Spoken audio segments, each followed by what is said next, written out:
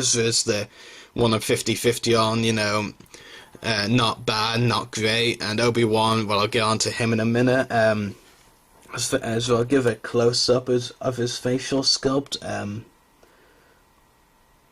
One thing you might notice immediately is that he doesn't really, look that great. There's just something off about his face sculpt. It's kind of hard to describe what it is exactly, but I just have some problem with it that's hard to describe, Like I said, the Kanan face sculpt detailing was really good, but something just seems off about Ezra's. It's hard to place, I don't know, there's just something about it that I don't really like. I'm a fan of the character on the show, of course, so it's just something about the figure just seems a little bit off about the facial sculpt, but, maybe it's just me, but there's something about it. But as for the detail on the rest of the figure, it's really good. You got some great colors going on, lots of interesting stuff, especially like this on his leg. I'm not actually sure what it is, but it's still pretty cool.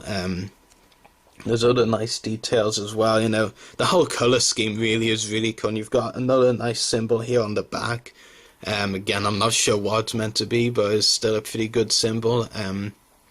Yeah, and we do get one accessory with the Ezra figure, which is Stormtrooper helmet. Well, it's based on the Ralph McQuarrie concept design for the Snowtrooper helmet, I think, and they've used it as one of the new Stormtrooper helmet designs on the show, I think, for the ATDP drivers, so it might be one of those, but helmet is pretty cool. It's a nice accessory. My complaint really actually is that we don't really get a lot of accessories in the set. Kanan just has his lightsaber, Ezra just has this helmet, and as for the helmet, it actually leads to one of my other small problems with the Ezra figure, is that and I'll actually put it on after I've talked about the Ezra figure's articulation.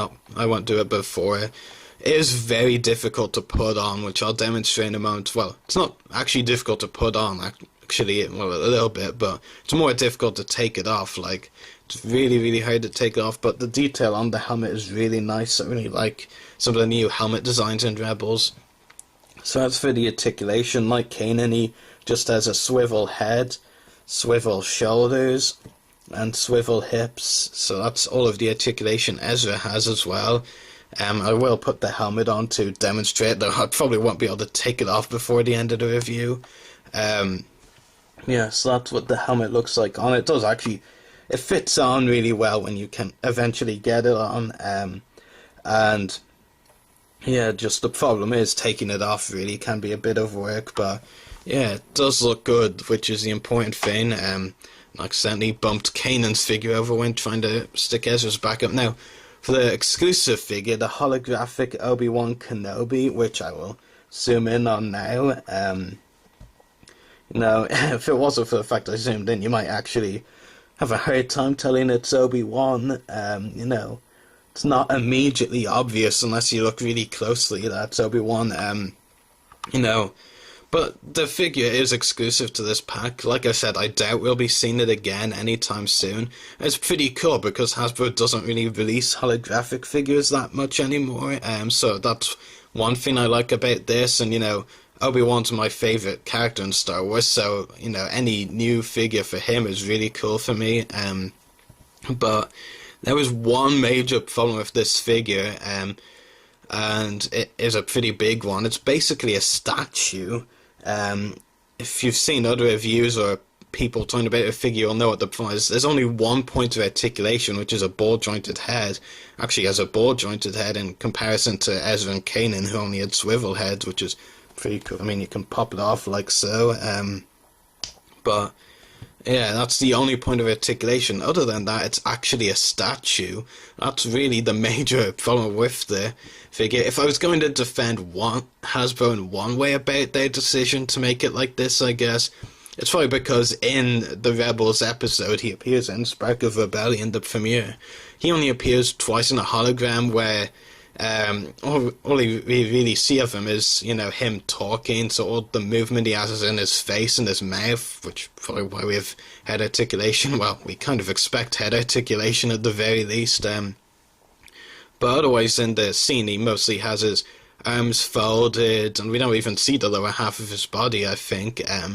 So maybe that's why they did it, but, yeah, I know for the collectors who really want, as much articulation as they can get, one point of articulation, which is only the head, and essentially the figure is now a statue. I mean, it will look great on display, because that's what I do with my figures. I just display them after I review them, So it'll look good on a display, something unique amongst all the other Rebels figures, because, and I reiterate for like the third time, I don't think we'll be seeing this figure released again, but,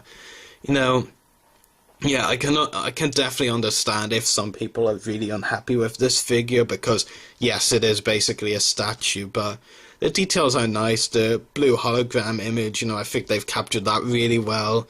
My only problem really, with the detail is that unless you do a close-up really close, it is actually kind of hard to tell it's Obi-Wan. But, yeah, I mean, the pack itself is, if I was going to give my overall view on the pack, I think it is good. A lot of people will dislike it for reasons like the articulation on the figures, which is understandable, I mean, like I said, I'm someone who is more concerned with detail over articulation. Like, if the figure looks really good, then I'll probably buy anyway. But I know articulation purists, people who want as much articulation as they can get, might not want to get this pack for that reason, which is understandable. But, I'm still pretty happy with it. The only thing I will say, though, is that if you're already going to get Kanan and Ezra single-carded when they come out, you might not want to bother with this pack, because you'll just get two exact repacks. The Kanan and Ezra are exactly the single-carded versions. Even the accessories are the same as well, and really you'd expect the single cards to get more accessories. So the real reason you should be getting this probably is if you haven't already got Kanan and Ezra, you can get them as well for a bonus. The holographic Obi-Wan Kenobi is really what sells this pack, and it's kind of a statue, really. But, I won't say this is a great pack. It's my first Star Wars Rebels collectible. I've been trying to get some of the collectibles from the new show, as I've been really enjoying it so far, but on the visit to Toys R Us, this was like the first thing I saw, first Rebels collectibles I've seen in stores, so I was like, yeah, I've just got to get this, and at least have a Kanan, Ezra, and Obi-Wan figure to boot. But if I had to give it a rating, I'd probably give it a 7 out of 10. There are problems with each figure. Obi-Wan, while exclusive, and still really cool. The statue thing, even as someone who isn't really concerned with articulation, at least even though Kanan and Ezra only have 5 points of articulation, they're not statues. The Obi-Wan figure, I can tell you, is basically a mini statue. But the pack itself is still good, so the 7 out of 10, like I said, great detail on Kanan, great detail on the holographic Obi-Wan as well, and the Ezra, great detail as well, except for the face sculpt. I think, they did it. There's just something off about it. Like I said, it's a bit hard to describe, but yeah, so this is our review of Star Wars.